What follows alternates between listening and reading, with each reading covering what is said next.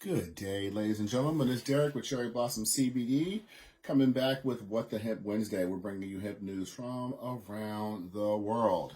Today, let's start in the U.S. This week, we're kind of talking about the culture in a sense and kind of where all this is going. Like this industry is growing in leaps and bounds, and some of these are stories that we got today are kind of reflecting that. So. Marijuana makes a lot of noise, but the large number of cannabis users and consumers purchase for medical and wellness reasons. Like people think that there are people just going to the dispensary just because they want to enjoy recreationally, but no. More often than not, people are using this for things such as cancer, epilepsy, anxiety, sleep deprivation, pain, and muscle aches. So there's a lot of things that people are using cannabis, whether it be CBD heavy or THC heavy, and I think that some of the reasons why a lot of states are still holding back is because they think that all this is about recreational use. It's all on the same lines as alcohol, and not really. I mean, I don't know anyone to use alcohol for medicinal reasons, but it could be.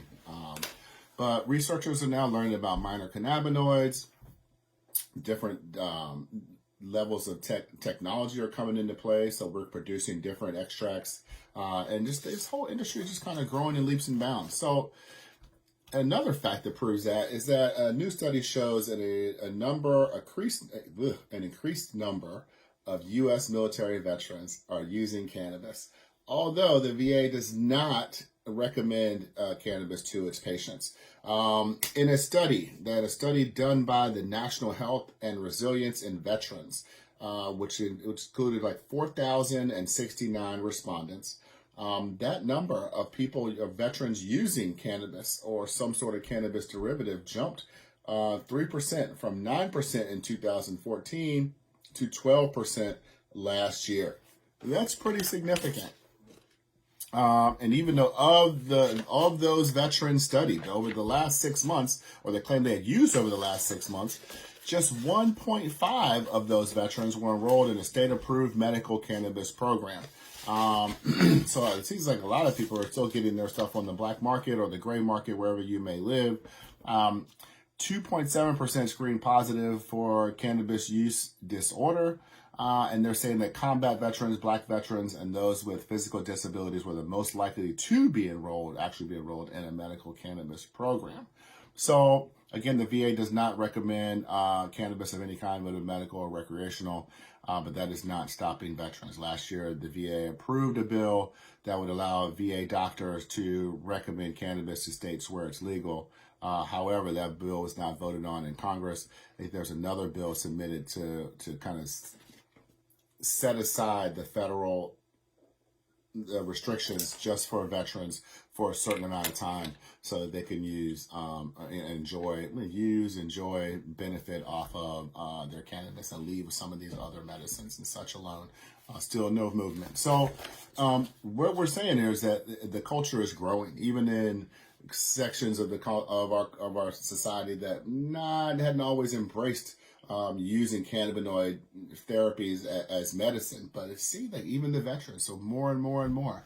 Let's give some shout outs to this guy. What is his name?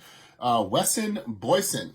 He just got a new job as the CEO of Charlotte's Web. The interesting part is that Mr. Boyson led Molson Coors Beverage Company, their international version, which is kind of why they're bringing him in. They're saying that his international background in the regulated alcohol business is highly appreciated in our sector. So that is great. You see how even other industries, big businesses, alcohol execs are coming over and moving over to the cannabis space. They see where this is all going. So, and last but not least, let's give some special congratulations to the first of 5 students at Western Illinois University, who just graduated with a minor in cannabis and culture. Now, what is cannabis and culture? Cannabis and culture is an interdisciplinary minor, only one in the nation that focuses on social justice related to cannabis use and the cannabis industry.